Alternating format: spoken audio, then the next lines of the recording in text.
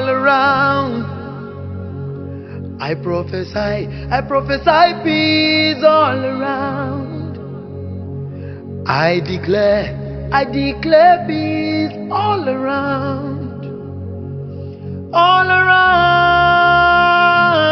I see peace. All around I see peace. In Nigeria I see peace. All around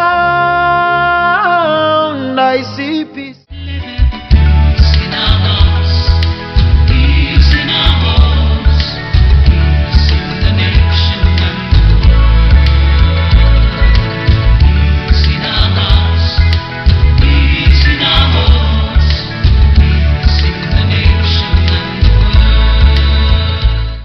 Welcome, viewers, and good to have you on yet another interesting episode of your program, The Wodi Talk Show. The Wodi Talk Show is a production of the Women of Divine Destiny Initiative, Wodi, and it is coming to you live from the studios of Wodi in the Federal Capital Territory. Today, like always, is another opportunity for us to discuss on an interesting program, an interesting topic that touches on the heart of every Nigerian and every well-meaning person. Today, we are here with a brand of discussants that cut across Nigeria as a whole. We have people from the north, from the east, and from the west. And this is because of the point we are discussing this day, that we have decided to choose on this variety to make it a complete episode. Like I said, it is a program that touches on an important issue in our country today, in our polity. And the topic on the discussion table is unity in our diversity. And that is why we have today gentlemen and ladies of note, people that have distinguished themselves, people with great mileage, and of course, people with eloquence to talk on this important issue. I have today, right, to discuss this issue. On my right is a very eloquent person I've worked with before. I call him the fire-splitting comrade because of his eloquence. Comrade Haruna Braimo. He is Director of Media Advocacy for Good Governance Network West Africa. Welcome to the show. It's my pleasure. Thank you very much. Also next to him is a gentleman, and from what you can see right there on his head is a typical identity that he is representing the Southeast. This is Prince Igwe Ude Umanta. He is a political analyst. Welcome to the show, sir. Right there next to him, dressed in very beautiful regalia, depicting the northern culture, is Hajara Bawa, also a political analyst. Welcome. Thank you. Queen Zara Onyinye may have put in a dress code that is mixed up, and I cannot really point to her, but I know that she's Igbo, and she is here today with us to discuss this very important topic. Her name is Queen Zara Onyinye. She is also a political analyst. It's my pleasure to be here. The gentleman brimming from ear to ear on that side with his cap, depicting the northern culture, is a political affairs analyst. He is by name Cham Falia Sharon. Welcome to the show. It's my pleasure. And we have here a gentleman, a legal practitioner by practice, by right. They call themselves the learned profession. We have today a gentleman by name Abdullah Omoloye. Welcome to the show, sir. My pleasure is mine. Thanks. I am your anchor person. My name is Fidelis Stephen Dalio, and we shall be doing justice to this topic, which is unity in our diversity. To start the ball rolling, let me start from my right, my very near right. Comrade, what, in your opinion, is unity? Unity is simply putting things together, coming together. Togetherness, that's unity. If we take it by extension to the diversity, it becomes a concept of how you marry what you put together with varieties. Diversity means varieties. But as far as the Nigeria equation is concerned, we are talking of how do we marry fragmentation, which is the varieties. We are marrying varieties without being fragmented, and we are united without uniformity, not touching our uniform identity. The identity remains in our uniformity, united in uniformity, diversify without fragmentation. We are not fragmented, all the varieties are intact, but we are marrying all this together. That is the concept of unity in diversity. Thank you very much. Onyinye, do you want to throw more light on this? Of course I do. What is unity? In your Unity opinion? is coming together. Ability to marry every aspect of our education and build it into one and make it great. And if we bring Nigeria context into this, we have seen that we have different tribes in every region of the country. And each tribe comes with its uniqueness, each tribe comes with its beauty. And Nigeria as a country has been able to marry all of this together. And that's why we have Nigeria as a country. And the beauty is there for everyone to identify. That is the beauty, and it's beauty in love. That is the beauty of unity. My learned gentleman, Abdullah, how would you describe diversity? Well, I will look at diversity from the points where you have different distinct components of people with different culture, very rich, people with different food, different tongue. You understand? So diversity means there are different components who are distinct. They are more or less, they are independent, sort of, and they can be identified by whatever their identity in terms of culture, tongue, food, lifestyle. So I think that's the simplistic way of just looking at diversity. Thank you very much. Kaji Hajara, you want to put your thoughts on this? Diversity, I understand, is different kind of people from different places that's in our culture. Different culture, different languages, different ways of life. That's diversity in Nigeria. Thank you very much. Now, the question now is there a line, is there a connection, Mr. Chan, is there a connection between unity, or should there be a connection between unity and diversity? Of course, there should be a connection, and the connection has even been divinely ordained. We are talking of diversity in terms of people of diverse cultures living in the same polity, right? From the word go, God created us in His image and likeness. And over time, He made the people He created in His image and likeness to have different languages, different cultures, so that they can come together and test their level of affection, admiration for each other. For example, if I am inclined only towards the people of my own culture or tribe, then how am I demonstrating to God that I love the other people He has created in His image and likeness?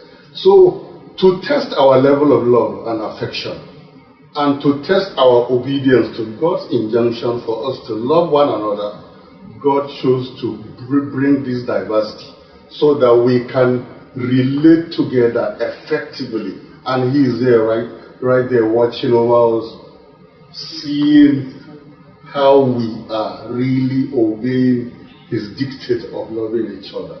So that's the connection between diversity and unity. You can't separate.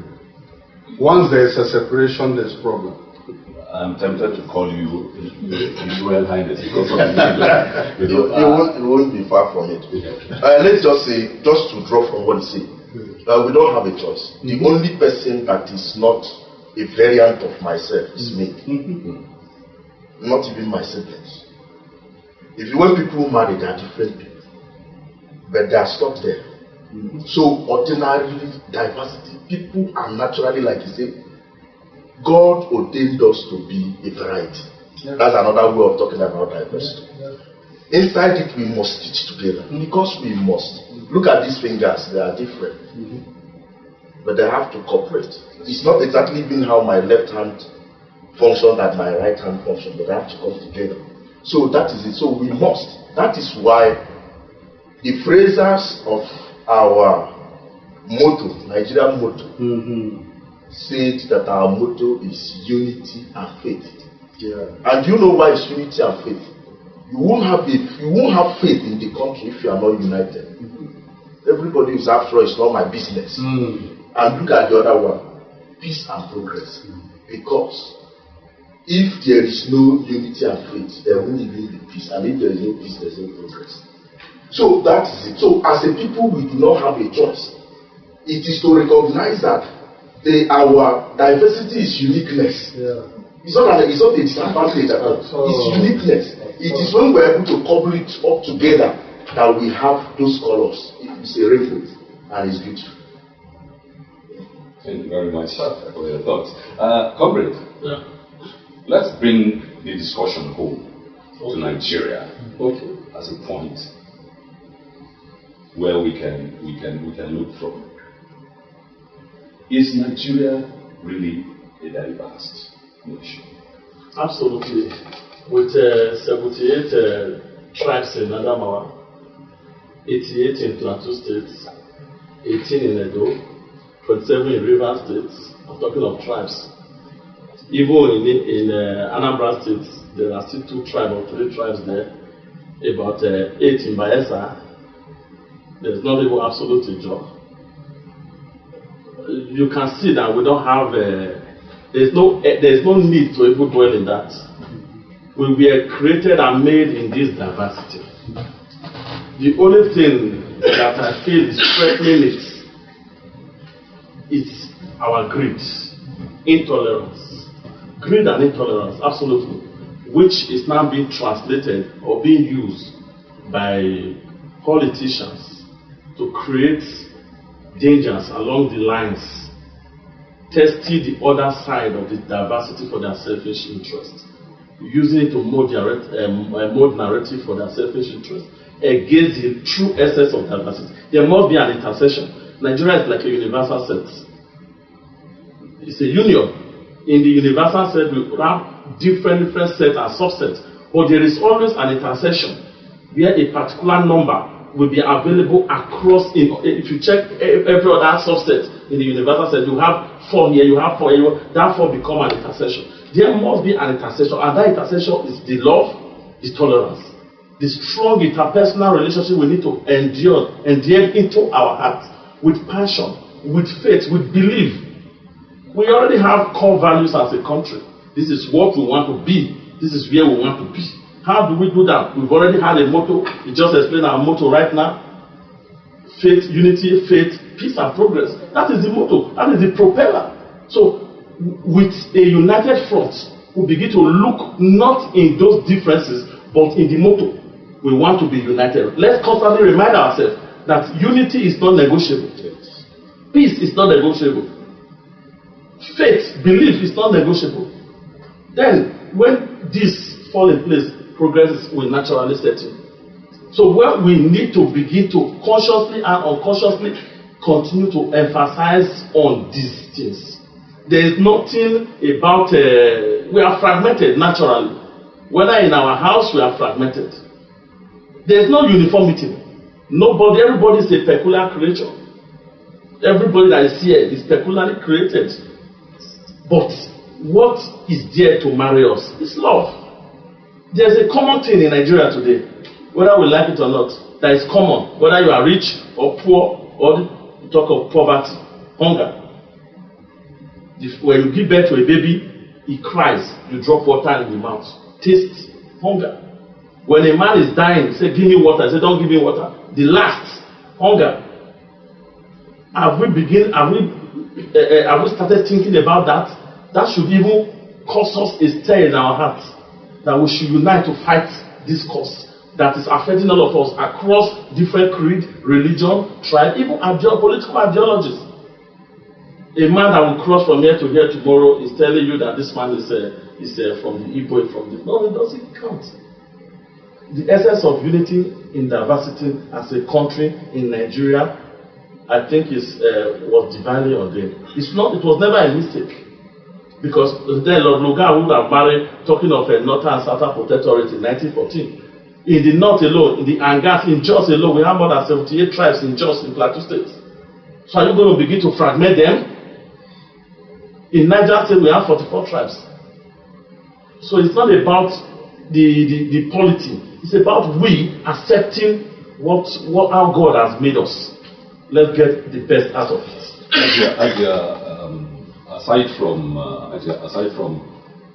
the points of comrade here, what other ways do you look at Nigeria as a diverse nation? Nigeria is a diverse nation with over 250 tribes, as I said, and one of the most populous and country in the world. So with that, there should definitely be diversity. There should be different kind of ways of life, different languages, different cultures, different demographic plans. That's where we live and everything. So we don't expect Nigerians not to come together, because we have no choice for us to be that much, and then we think we can break ourselves into pieces. If we break ourselves into pieces, like you say, maybe you have Igbo, Yoruba, and Hausa trying to break into parts. In the same state again, or the same area or region, they have different languages again. So are they still going to break into pieces again? So we have no choice but to come together, no matter how diverse we are. Thank you very much. I can see Sharon is shaking his head in agreement, yes, with what you want to share something with us. How do you think, Mr. Cham, that we can take advantage of this unity in diversity? Of course, we can take advantage of our unity in diversity in many ways. We can look at the diversity in our cultures and then promote those same diversities by way of, let's say, the Igbo have a very popular dance called Atilogu, right? The Hausas have theirs, the Fulanis have, the Yorubas have. Now, when you look at all these... You didn't mention Comrade. Exactly. I'm just... We can't mention all. He was one who was saying we are over 250. In fact, some records even have it beyond that. But conservatively, let's leave it at 250. Now, if you have all these 250 groups, each with their most popular food, each with their best dance styles, right? So you can, as a country, come together, harness all these things, package them, promote them as the richness of the country's diversity. and it will sell. Instead of dwelling on, exploiting the differences, I'm sure you will come to that, failed or corrupt politicians and even failed religious leaders exploiting all these differences just to divert our attention from their own failures. So we can push all these things aside, try and see how we can harness all these divergent traditions we have for the betterment of the country and promote them even as tourism. Exactly. Okay, thank you very much. Ms. Abdullah, the country we find ourselves today is very diverse in a lot of areas. Has that really helped us? Well, I think it has. And the first thing that comes to mind is the fact that the status of Nigeria in the Community of Nations is definitely as a result of our population and also our strengths coming together. When you talk about the most populous black nation in the world, we're talking about Nigeria. We're not talking about just the Yoruba states. We're not talking about just the Igbo states. We're talking about Nigeria as a whole. That's one. So, and I think the progress that was made in the early years, and I still believe, I'm someone that believes that even in the face of these challenges, we're still making progress. The progress is made as a result of our diverse identities. For instance, if we go back to the early days where we say we have, agriculture was the mainstay of the Nigerian economy. You see, the products or the produce that we're taking are from different areas that come together to now make us very strong as a nation and accelerated the development of Nigeria. Now, if you also look at, now we also have oil as the mainstay of the economy. It's also probably from somewhere, and all of us are benefiting from the proceeds of that product from a particular place. And I just needed to add that tourism is a sector that I believe can even sustain Nigeria as a nation if it is properly harnessed. Every December you hear the Calabar Carnival, you understand, your festival in Lagos, they are different. We have New Yam Festival, although I know that now the security situation does not make it easily possible for us to travel to those places. But if we look more on things that unite us than the things that divide us, then I think we'll be able to make good progress as a nation. Okay, a lot of people have argued that our diversity has been the bane of our progress. That it has contributed diversity in culture, diversity in religion, diversity in region, and it has been the problem of the development and the progress of the country. How do you think about this? I will rightly debunk that completely, because Nigeria has been on the move to rise because of our unity, because of the various components of people brought from different angles of the people. And people said that when one person urinates, it doesn't usually fall. But when a lot of people come together to do that, it comes to us. And you cannot always have a clean house when you want to sweep with a single stick of a broom. Yeah. It will always work when you have a lot of sticks combined together to make that sweep, and that's when you have a clean house. So I would rightly say that it's never a bane, but it's a strength on us. Mm-hmm. Yesterday I was watching TV where a lot of foreigners were giving citizens. So that tells you a lot that Nigeria is on the progress. If we are not the progress, those foreigners will not want to be part of Nigeria. And it's a success story. Mm-hmm. And I was also watching a video yesterday where our military contingent went to as far away UK to showcase some of our things. In that video, you could see a lot of different cultures, that was used to it, in that outreach, and that gave it a very colorful approach, and it gave them a lot of applause on that. In that culture that was displayed, it wasn't displayed only for Yoruba.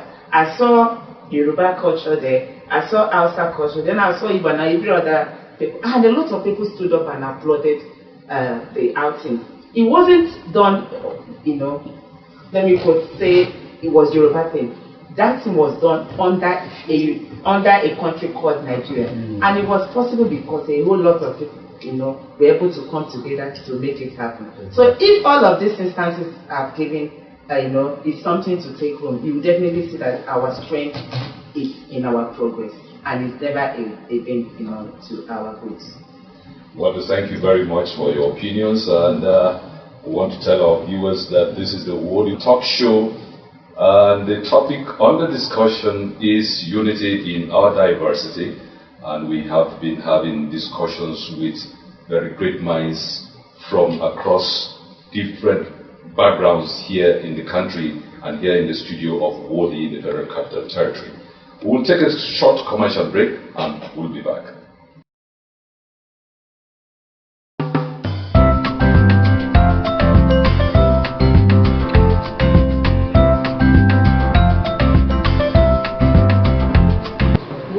Allah has given us something that is we can. The woman is supposed to be a binder. The woman is supposed to be a purifier. He the woman who must go out to enjoy all. And Master said women should be carried along. And when I say women, all classes. Without the woman, you cannot be fruitful. You cannot multiply. It's a refined product. It's a refined product.